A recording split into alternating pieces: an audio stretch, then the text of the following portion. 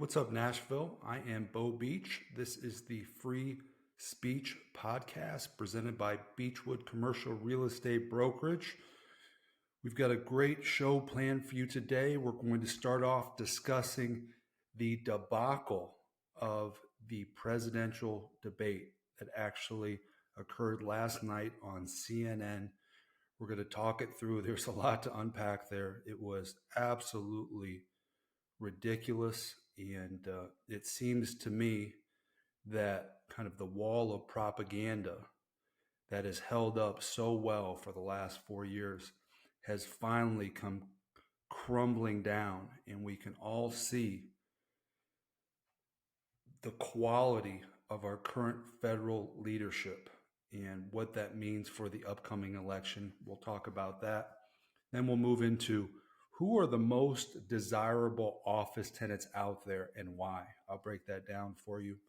I'm going to tell you a story of a very interesting lawsuit involving a large and reputable downtown developer who's actually being extorted by 3 neighboring residential condo owners to the extent of $5 million plus. But instead of paying, they have countersued for, get this, $200 million. We're going to talk through that story. I'm going to walk you through the most expensive condo ever sold and who bought it. We'll talk through the new tourism rules that Metro has just released for tourists to better enjoy Nashville responsibly. We'll see what you think about those. Next, we'll talk about a new short-term rental development, which is primarily townhomes, a few condos, but it's being permitted as a hotel. And I'll tell you why that is and why I think that's a trend that's going to continue. Lastly, we're going to talk through some of the highlights of the NBA draft, give you a little sprinkle of sports to finish off the show. Well, let's get into it. So, the presidential debate, right? It happened last night. It was very tightly controlled by a liberal network. There were many rules. They had a sophisticated system that did not allow either candidate to speak over one another. Joe Biden was given all of the questions in advance.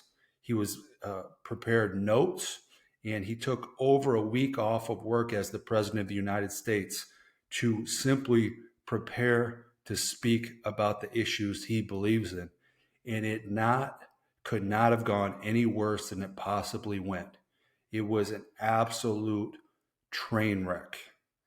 It was difficult to watch. This man is barely functioning, stage 2 dementia, and still these people will not relinquish their power. They would rather try to win a second term as the president of the United States, even though they're clearly not physically or mentally capable. They would rather ruin their party's chances of actually having a Democrat be the president of the United States again. Because these people will not give up power. It is a foreign idea to them that they would willingly give up their power, even if they are not physically or mentally capable of doing the work that the American citizens need them to do. And that could not be any more obvious than what you saw on the debate stage last night with Joe Biden, who got absolutely massacred by Donald Trump. And it wasn't even Trump that did all of the damage. He damaged himself. He could not get a single coherent thought out of his mouth. It was really and truly unbelievable. And if anybody considers voting for this person who is over 80 years old, who has had 2 open skull brain surgeries, who even when he was at full strength as a young man was not very bright, was not very impressive. All this person has done their whole life is they've learned how to win elections. That is the only thing Joe Biden is qualified to do. And now we're at the end of his life.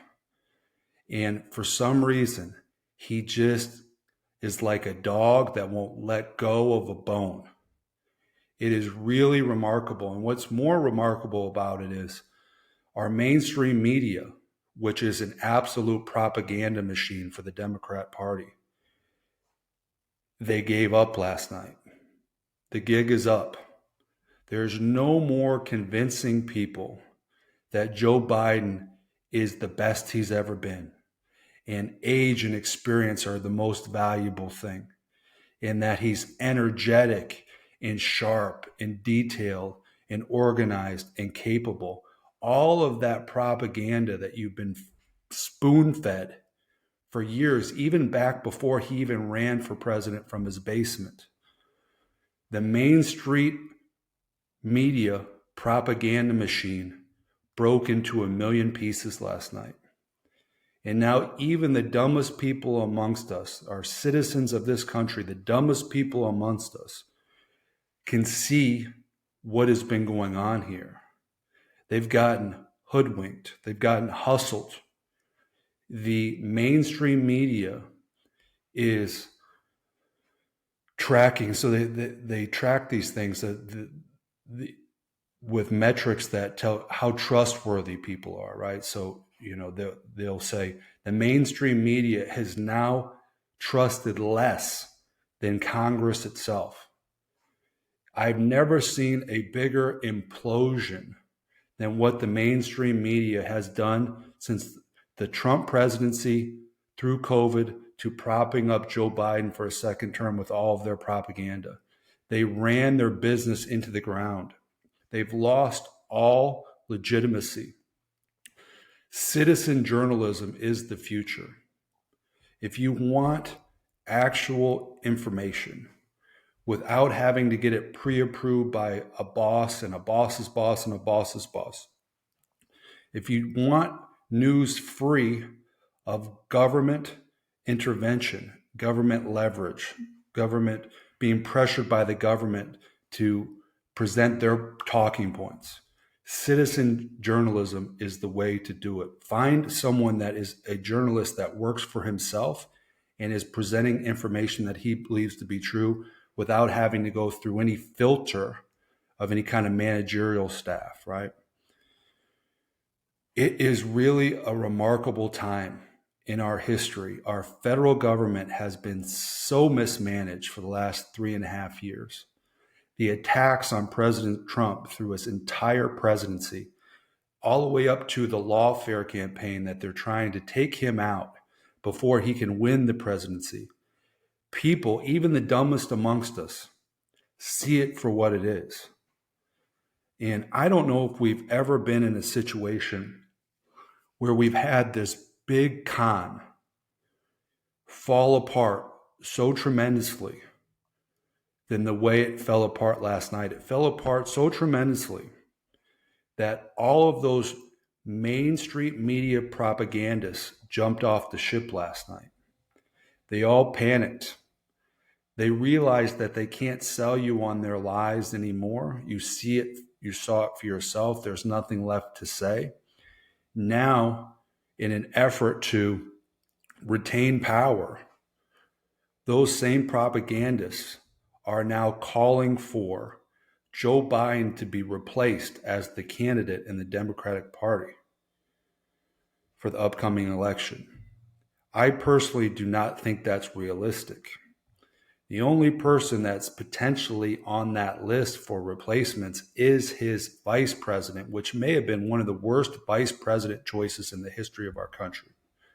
She is less popular than him, which is hard to imagine. There is absolutely no way that Kamala Harris can be president of the United States. So you have these two stooges to choose from. Joe Biden and Kamala Harris, neither has a chance to win the presidency in November. If you ask me, if I were a Democrat, which I am not, and I was thirsty for power and I would do anything possible to retain power at the federal level, I'm calling RFK and I'm trying to convince him to move over to the Democrat ticket. The best chance that you all have is RFK, who's actually a good dude. who's smart, people, he's likable, right? He's got a lot of social policies I don't agree with, right? But I agree with him on a lot of things, especially on the health stuff, right? But he's a very common sense liberal, which for whatever reason, the Democrat Party doesn't think they need a common sense liberal anymore. They think they need extremists. They misread the tea leaves and they thought extremism is what the American people want. And it's absolutely not. You know, the American people want more of a center of the road candidates, right?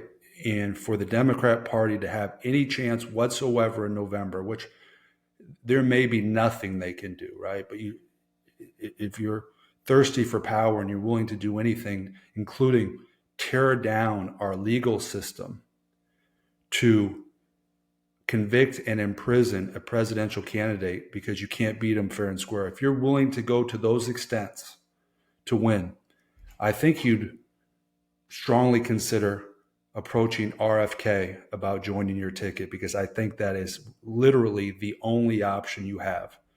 There is no way Joe Biden wins. There is no way that Kamala Harris wins. There's no amount of propaganda. There's no amount of fear that's going to change that. So I've been trying to avoid politics over the last couple of weeks because it's draining, it's exhausting, it's disgusting, it's off-putting. It makes people uncomfortable, the state of things in this country, and I'm totally with you. I try to avoid the sound of Joe Biden's voice too. I truly do. But this was such a seismic event that occurred last night that I think people are going to be talking about it throughout history.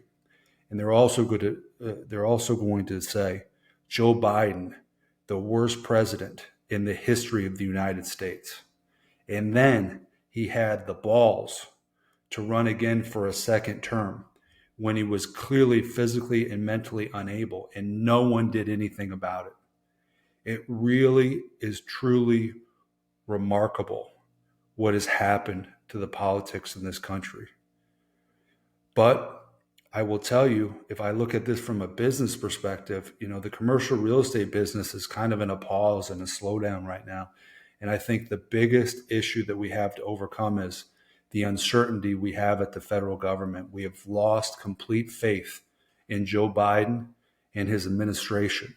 And now that it's obvious he's on his way out, I'm hopeful that business starts to tick up even before we confirm that President Trump is going to be back in that office. I'm hopeful it is so obvious now that the marketplace picks up and sees brighter future ahead.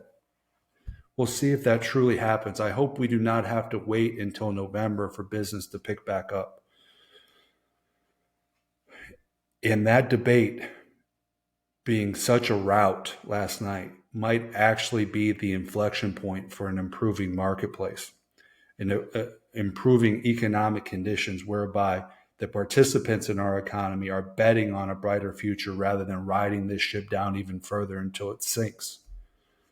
So I'm hopeful that not only the dummies in our country can see the situation clearly now, but the smart people in our country are going to flip the switch and get back to business in this country, all because of a presidential debate held by a bunch of liberals in liberal territory with liberal rules. President Trump showed up against the advice of a lot of people and absolutely murdered Joe Biden verbally and visually last night. Unbelievable. I will never forget the presidential debate between a dementia Joe Biden and a calm, cool, and collected President Trump. It really was a remarkable thing. Let's move on. If you were to guess the most desirable office tenants, right? So you're a landlord, you've got space you need to lease. Who is on the top of your list, right? Because we, as landlords, we need to go out and attract specific businesses. We don't wait for them to come to us if we're good at what we do. We go directly to them. We pitch them on our opportunities. Well, the top 3 users of office properties that landlords find most desirable: number 1, legal, attorneys; second, banking and finance; and number 3, insurance, right? So lawyers, banking and finance, and insurance are the most desirable tenants for any office landlord. Why is that? Well, they are perceived to have a willingness to pay higher rents and sign longer leases, right? I bet some of you out there guessed tech, right, as one of the most desirable office users. And the reality is, attorneys on average sign 8-year leases, right, which is a much safer, more profitable lease to sign for the landlord than tech, which is signing 5 years or less these days. So believe it or not, tech users are not the most desired office users. It's actually some of these businesses that have been around forever: attorneys, bankers, and insurance agents. Let's keep moving. An interesting lawsuit involving a downtown developer. This one is hard to believe, right? Developers of 2 downtown projects have escalated a long-running legal dispute, suing 3 individuals who unsuccessfully sued them to stop their projects. They're seeking a minimum of $71 million in damages. The legal battle has been ongoing for 3 years, right? In 2021, the Congress Group revealed plans for its 3-tower development dubbed Second and Peabody, which is to include 2 residential buildings rising 36 and 32 stories tall and an 18-story hotel. These are big boy buildings at a big boy cost. The firm paid $35 million for the dirt on which to build this project. 2 acres for $35 million to build a 36-story, a 32-story, and 18-story building. We're talking about big money. This is as big as a project gets in Nashville. And this project has yet to start. And the reason for that is a lawsuit filed by 3 guys that own 3 condos in a neighboring building, right? The developers claim that these condo owners have engaged in malicious prosecution, abuse of process, and interference with business relationships. These residents attempted to extort enormous amounts of money and other benefits in exchange for dropping these lawsuits. So they held this project hostage, and they want paid to go away. Here's what they're asking for. The developers must wash the exterior of the City Lights condominium building during construction of their projects. That's the most reasonable request. We're going to go up from there, okay? The firms must buy the residents' condos in the City Lights building at market value, right? They're forced to buy these guys' condos. Each resident would pick a unit in the new developments at a fraction of the purchase price, right? So the developer has to buy their condos next door and then provide them condos in their own developments at a fraction of the purchase price. And the worst one of all, the firms must pay the residents a collective $5 million plus reimburse for their attorney's fees. So they want to sell them their existing condos, they want to be given new condos, and they want $5 million cash, or they will continue to sue the developers, which is ultimately delaying the project. Now, the reason they're looking for $71 million in actual damages, right? They're looking at $71 million in actual damages because interest rates have dramatically increased, which has increased the firm's cost to build Second and Peabody by an estimated $45 million.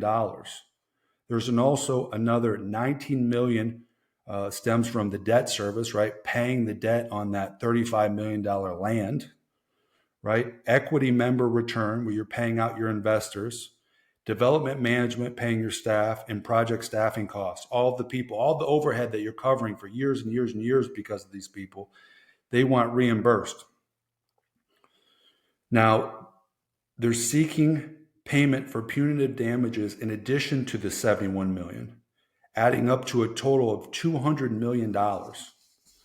So these guys were trying to extort these developers for $5 million plus, and these developers didn't flinch. And instead, they're suing them back for a total of $200 million. And they have a pretty rock solid case, in my opinion. I think these developers are not only going to complete this project, but they're going to bankrupt these three guys, and they're going to cause a lot of pain in the meantime.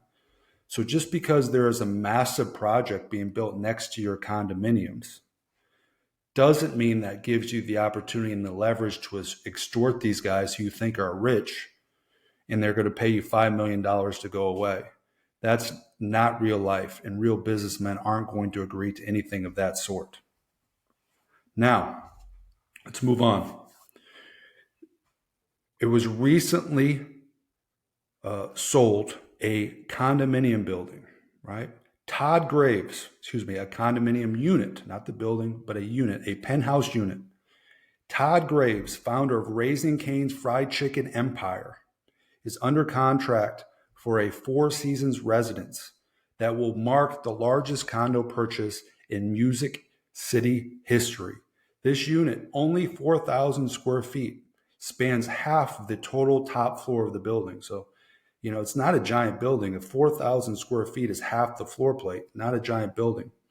He's set to pay $15 million for the penthouse. Todd Graves founded Raising Cane's in 1996. The chain has since grown to more than 800 locations. His net worth is now over $9 billion. In fact, Raising Cane's is set to open its first Lower Broadway location this week. The Four Seasons Hotel and Private Residences opened in 2022, adding 235 guest rooms and 144 residential units. It overlooks the Cumberland River. The 40-story tower is steps away from Lower Broadway. The developers already sold the hotel portion of the project for a whopping $165 million.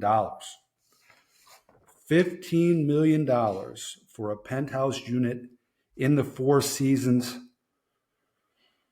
Big money, but 15 million is a drop in the bucket if you're worth 9 billion. So congratulations to Todd Graves with all of his success with both Raising Cane's and his new condo. All right, let's keep moving.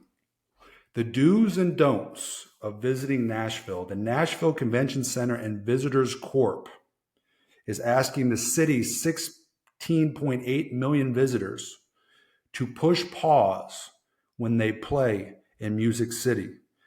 Quote, we want them to take some personal responsibility. And here are the direction they're giving you in an effort to get you to take some personal responsibility while you visit Nashville. Don't leave your friends. Never leave your drinks unattended. Don't overdo it. Drink responsibly. Make memories you'll actually want to remember. And I like these ideas. This is good common sense recommendations, because I will tell you the number one drawback of alcohol, right? I used to be an alcoholic.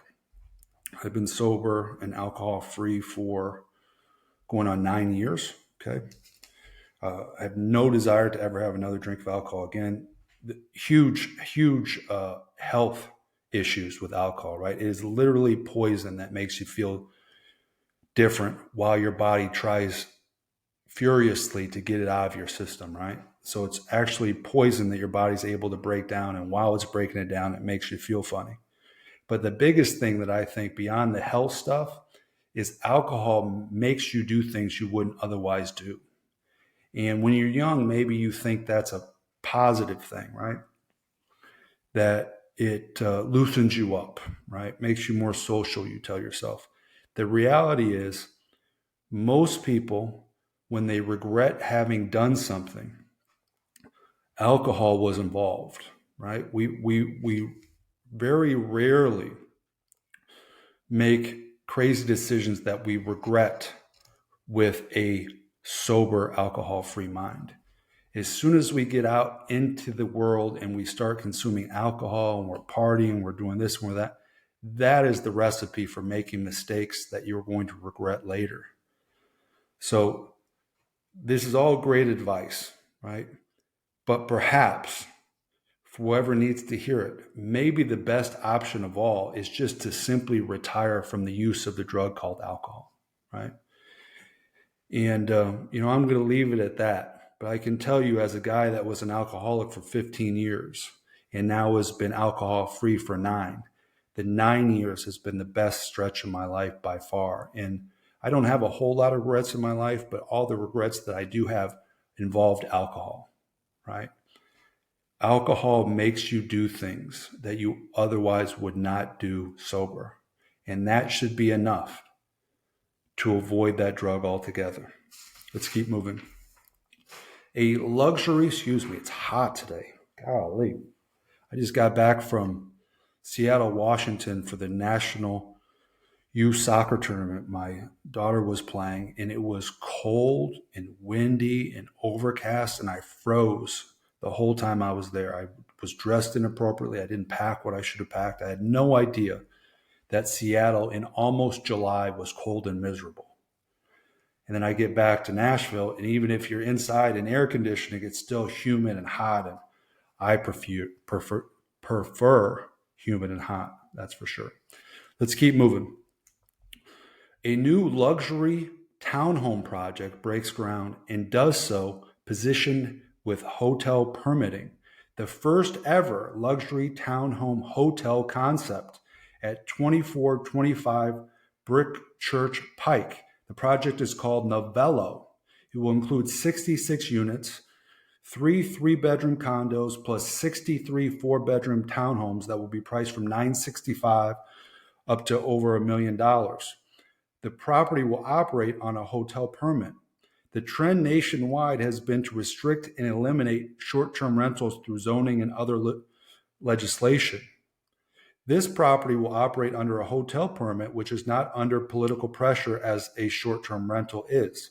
Each of the townhomes will be from 1,900 square feet to 2,000 square feet. The 4-bedroom townhomes will include rooftop hot tubs, gas fire pits, outdoor kitchens, and views of the Nashville skyline. The developer purchased the nearly 6-acre property in 2022 for $8.75 million. There will be a clubhouse with a fitness center, community room, game room, kitchen, and outdoor pickleball court. Nashville saw a record 16.8 million visitors in 2023 and is projected to exceed that benchmark, possibly up to 20 million annual visitors this year, right? So what's going on here is these short-term rental permits have to be renewed after a certain period of time. It's an ongoing thing, and every renewal has some risk involved, right? Because a lot of people are trying to get rid of short-term rentals in their neighborhood. Municipalities are constantly tweaking the rules of who can have short-term rentals and who can't. So there's a lot of risk involved in short-term rentals from a regulatory standpoint. The way that you get around that is you actually permit your project as a hotel. And hotels, of course, are permitted to have short-term stays. So this is a hotel development that is an assortment of townhomes and a few different condominiums. So I think you're going to see a lot of this. So any apartment building that's going to be built that is also going to allow occupants to rent their units for a short-term basis, those apartment buildings are going to be permitted as hotels going forward to avoid all of that regulatory risk that a lot of these smaller short-term rental properties are experiencing and fighting on a constant basis. So I think that's a very interesting way to build a luxury townhome project and insulate it from problems later. Now, lastly, the NBA draft just concluded. I'm a basketball guy. I don't get real excited about the NBA draft. I looked at who was drafted and where, and most of the people I've never heard of before. I think the most interesting story in the NBA draft is Reed Shepherd from the Kentucky Wildcats. 6'3", white boy, freshman, didn't even start at the beginning of his college season. Worked his way into the starting lineup, shot over 50% from three-point land, and really is a smart player, athletic kid, great shooter, just an all-around good basketball player. He went from obscurity 1 year ago to the number 3 pick in the NBA draft, right? The first 2 picks were tall foreign guys. The 3rd pick and the first American pick was a 6'3" white boy, Reed Sheppard. That's very, very unusual. The problem is he got drafted by the Houston Rockets, who are terrible and who are going to be very hard to cheer for. So I'm going to get my son a Reed Sheppard jersey, even though he's on the Rockets. But it's going to be an uphill battle for him in the NBA because of the team that he landed on, unfortunately. I think the kid is a stud. I think my son, who's a young basketball player, if he could really emulate anyone's game, Reed Sheppard is the guy that we're going to point at, the guy that we're going to study. Stud, stud, stud, overall good person. First American picked in the draft, number 3 overall, the Houston Rockets. Congratulations to Reed Sheppard. What a great story for all kids out there that are working towards making their basketball dreams come true. With that, y'all, we're going to finish this thing up. I appreciate you all tuning in. As always, we're going to have another show for you next week. We're going to be covering similar topics on Nashville commercial real estate, politics, culture, and sports. Thanks so much for tuning in. We'll talk to you next week.